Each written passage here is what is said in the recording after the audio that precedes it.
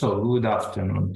My name is Mario Di Raimondo from University of Catania, and today I am going to talk about secure multi-party computation. With such term, we usually cover a series of techniques that allow to carry on computation on private data. The intended scenarios usually see two or more destructive players owning some kind of private data. They want to compute a usually public function on such inputs, but they also want to keep them private.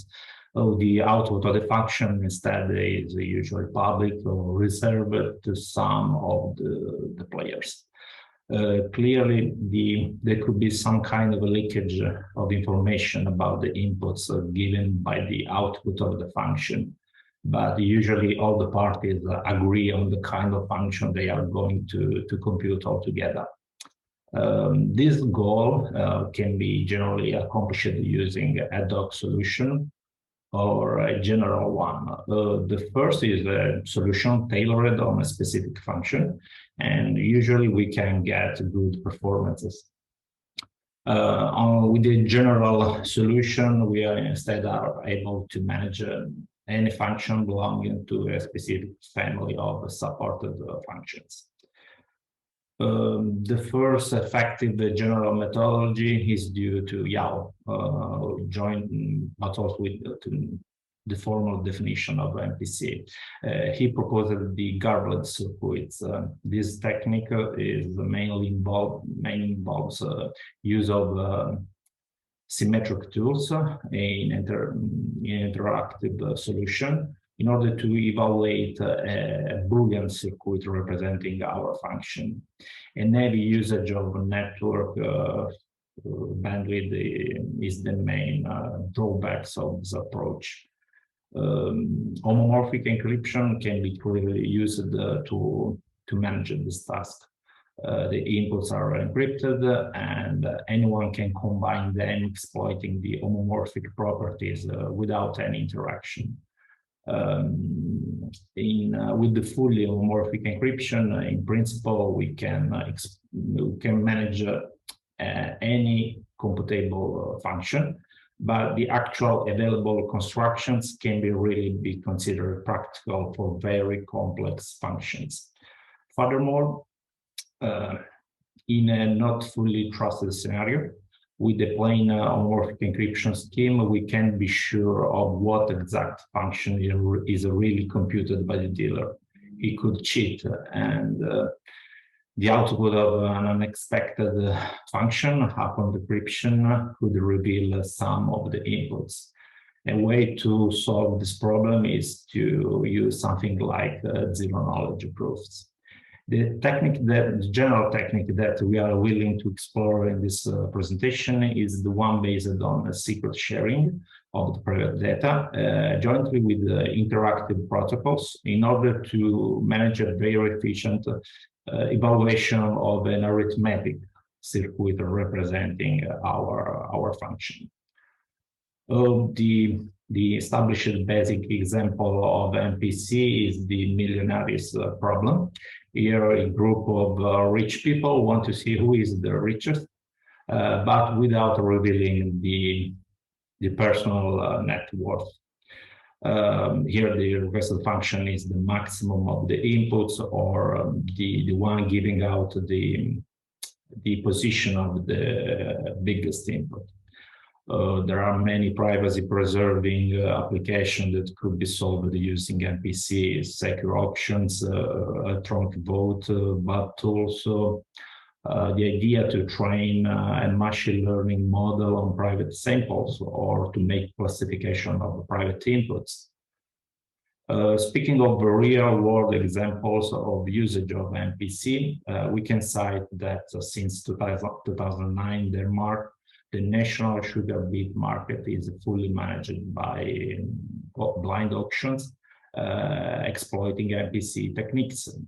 This was extended also to the market of electricity. Another nice example is the possibility to prevent satellite collision satellites, commercial orbital satellites flying around the globe. In some cases, the exact trajectories are kept private for, I guess, commercial reasons. But the system exploiting MPC is able to predict collisions, and the owners, giving the alarm, are able to prevent the incident by adjusting the satellite positions. Let's speak on the security model used in MPC. As usual, we consider two main kind of adversaries. An honest but curious adversary that as the name suggests, is willing to gather as much information as he can on the private inputs. The adversary in a multi-party game is able to corrupt some of the players, learning their internal states. Combining this collected information, in principle, it could even recover the inputs of the other uncorrupted players. In this case, with the honest but curious adversary, the corrupted party will continue to follow the established protocol. This kind of attacker is also named semi-honest or passive. A more powerful adversary is the malicious or active one. Here, the corrupted parties can even deviate from the planned protocol. For example, the adversary could send wrong information or even stop to collaborate with the others. The security proofs are usually designed using the real versus ideal world paradigm, showing that these two worlds are equivalent, with a formal proof usually exploiting a reduction to some well-known hard problems. More specifically, in the ideal world, we can use an imaginary, fully trusted third party, TTP, from here, to get the goal. All the players gives their own inputs to the TTP, and this computes the functionality F on the inputs and delivers the desired outputs to the intended recipients. Here, the attacker can corrupt some of the parties, getting their private inputs, but also the specific final outputs. On the other hand, he can't corrupt the TTP by definition, and he does not learn anything on the inputs and the outputs of the non-corrupted parties. Clearly, this kind of world does not exist, but it's still useful to formalize in a clear and intuitive way what would like to be guaranteed by the security of our protocols. It's something like a reference point. In the real world, we can't use a TTP, so the players follow an interactive protocol pi. Here, the involved parties exchange a series of intended messages in order to get the final output. Against an active adversary, there are no guarantees that the corrupted parties will follow the established protocol. The idea is that we can say that the protocol is secure if, for any strategy, a real adversary could carry on in the real world. We can show that he can't learn anything more than in the ideal world interacting with the TTP. Here, the equivalence is proven in terms of view. The view of the player is defined as the set of the inputs and the set of the received messages. The view of the adversary is the aggregation of the views of all the corrupted parties. The protocol is said in this case to be secure if it's possible for every possible adversary running in the ideal world. It's possible to create a simulator running against the TTP in the ideal world. This simulator has to create a view that is indistinguishable by the one of the real adversary. This implies that the real adversary cannot gain more information than the one exposed in the ideal world. So we are guaranteed that even against unexpected leakage of information on the private inputs. How we are going to protect our information? We will use a secret sharing scheme, a generic T out of an threshold secret scheme. Sharing scheme allows to split a secret V in n parts, and with a reference to a threshold T, we want that a coalition of at most T parties can't recover the secret V. On the other hand, with at least T+1 parts, we want to be able to reconstruct the shared information. The threshold secret sharing scheme due to Shamir assumes that the secret V belongs to ZP with a large enough P prime.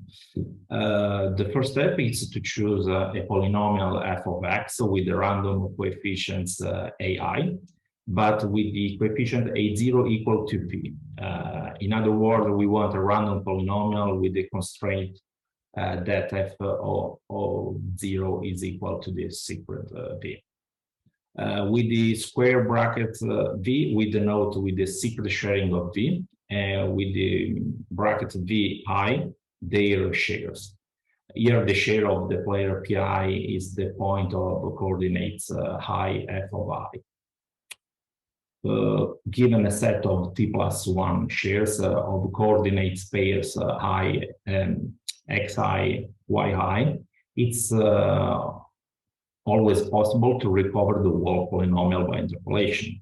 As a specific case, we can clearly reconstruct the secret V with the correlated Lagrangian coefficients.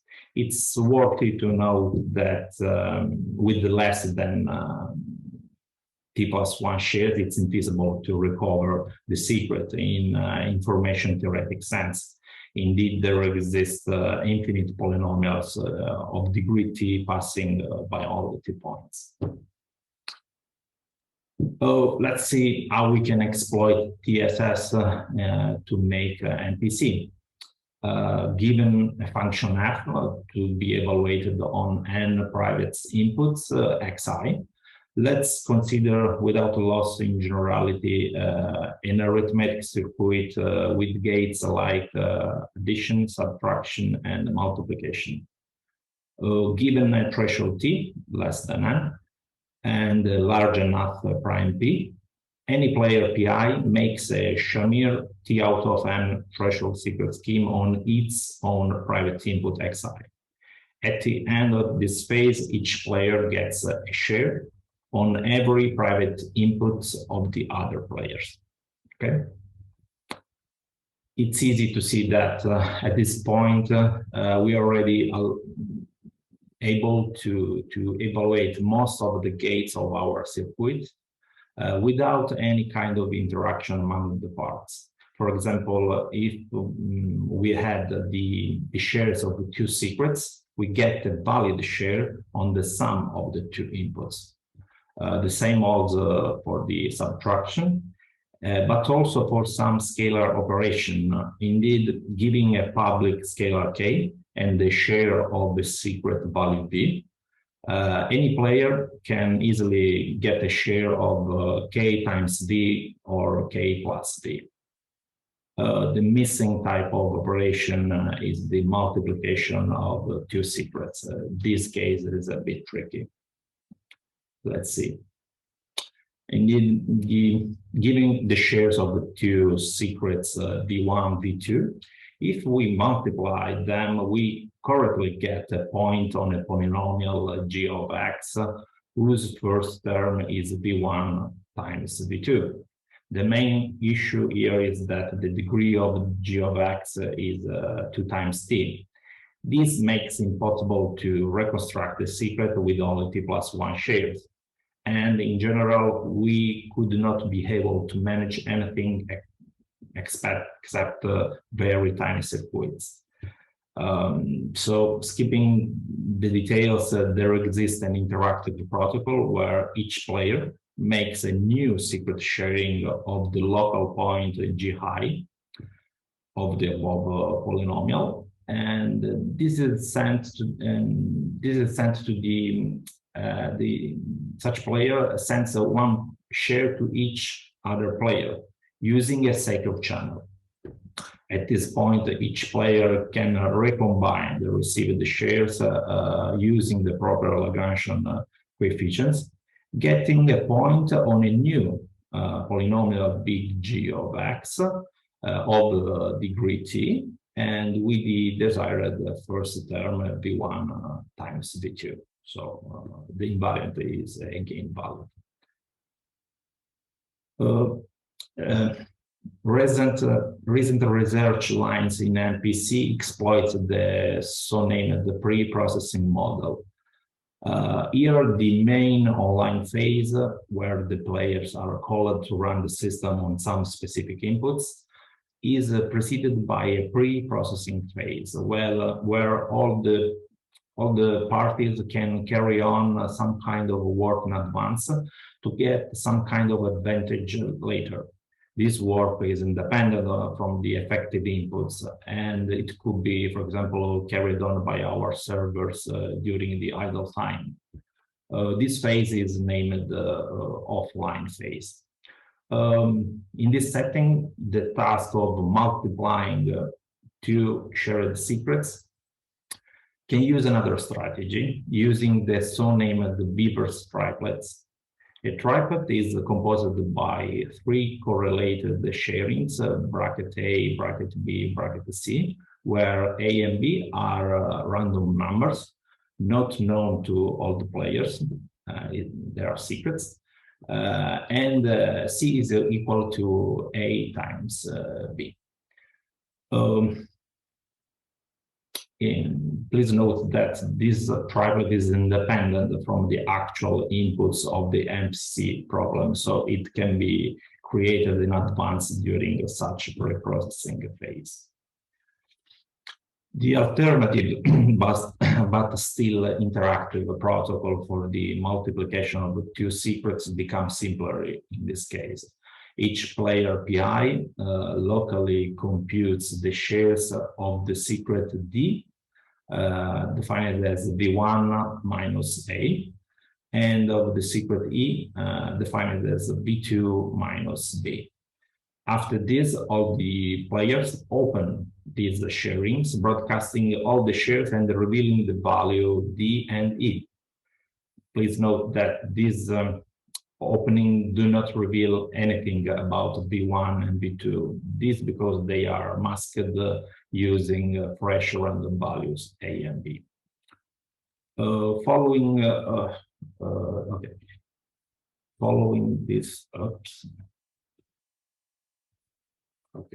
this simple expansion of the expression V1 times V2, it's easy to see that at this point, any player can locally compute a share on the secret V1 times V2, exploiting linear operations without any further interaction.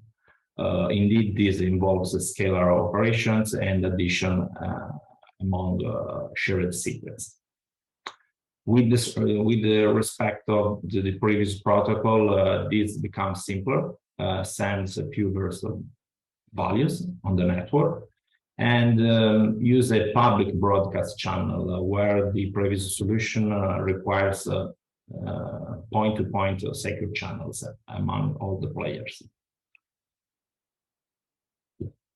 Many recent work on MPC are based on the protocol speeds. It guarantees great performances with the highest security standards. Instead of the threshold variant, a plain additive secret sharing is used. A secret X is split in n random shares Xi. And this clearly implies that all the shares are strictly necessary to recover the shared information. Speed SPID's protocol is shown to be secure against a malicious adversary that can actively corrupt at most n-1 players. In other words, the privacy is guaranteed as long as at least one honest player exists. We can do anything more. The corrupted parties can clearly deviate from the protocol or even stop to the protocol. Clearly, in this case, the computation can be completed, but the solution is able to detect any kind of cheating. There is a pre-processing phase here, and using heavy computation mainly based on public key cryptography, a series of triplets are generated. In SPIDs, this involves the use of some automorphic encryption based on LWE problem, but also zero-knowledge proofs of plain text knowledge. A technique named sacrifice was also used to verify the correctness of the triplets generated during the offline phase. Here, to verify the correctness of a triplet, another one is sacrificed, so the name of the technique. On the other hand, the online phase in SPIDs provides great performances. But how can we prevent cheating? We use the authentication techniques, more specifically a message authentication code, a MAC, computed on the shared secret X using a secret key alpha. The MAC used by SPIDs is quite unusual. It's defined as alpha times X. It provides some interesting homomorphic properties, but expose a huge drawback. So let's see why. A standard MAC function like HMAC is said to be many times secure. So we can tag many messages using the same key. Pair of message tag do not reveal anything about the underlying key. So that's why we can use many times. Here, the very simple MAC used by SPIDs it can be only considered a zero-time information theoretic MAC.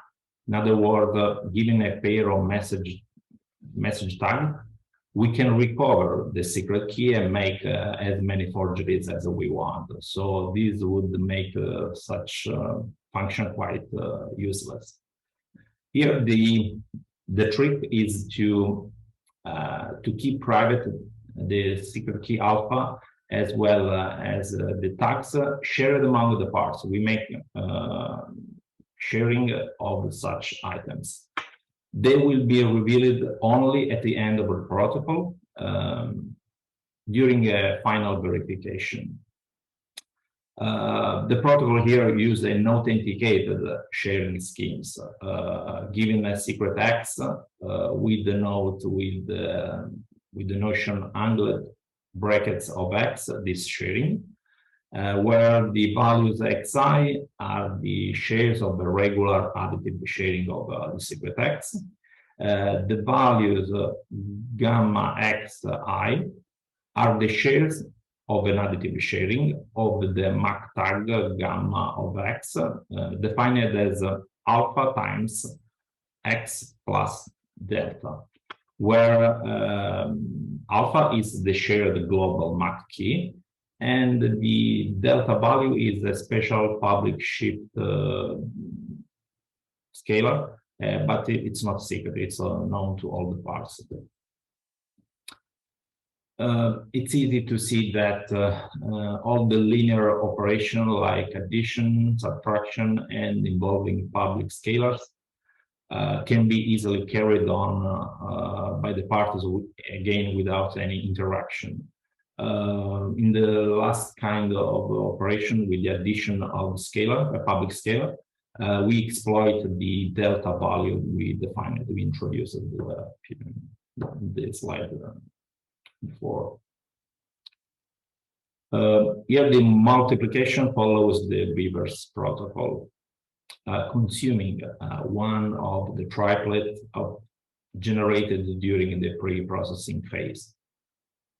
It's worthy to note that these triplets have to be authenticated too, okay? Indeed, this is the main challenge in the pre-processing workload and why we need strong cryptography in such phase.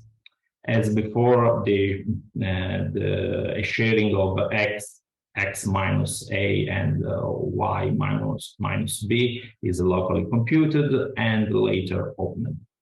This allows the parties to complete the computation of the desired authenticated sharing of x times y. This would work, but there is an issue here, because on the second step, the opening, the MAC tags should be revealed in order to detect the cheating on such a step. But as I discussed before, this would compromise the security of the MAC function. This would reveal the global MAC function. In order to overcome this problem, we use a partial opening where only the secret sharing values is revealed in such phase.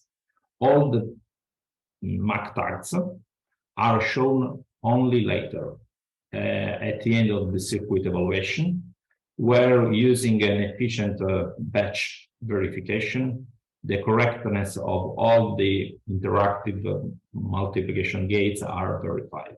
So at the end, we will get the confirmation that all the players did a good job without cheating.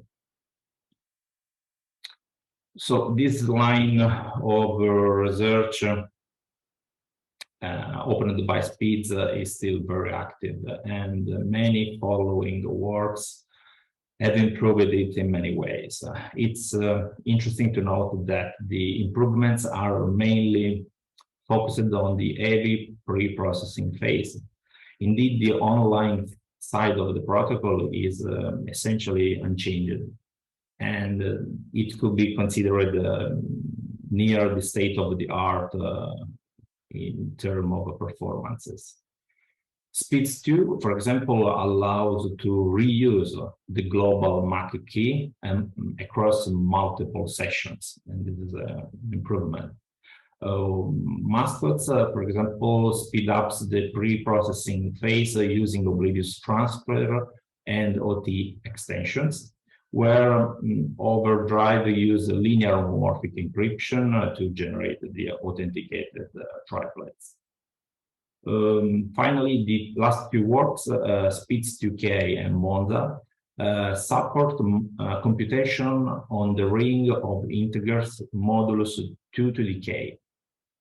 This is an interesting computational model that is very close to the one used by our real computer. So this is interesting too. Okay, this completes my talk. Thank you for the attention.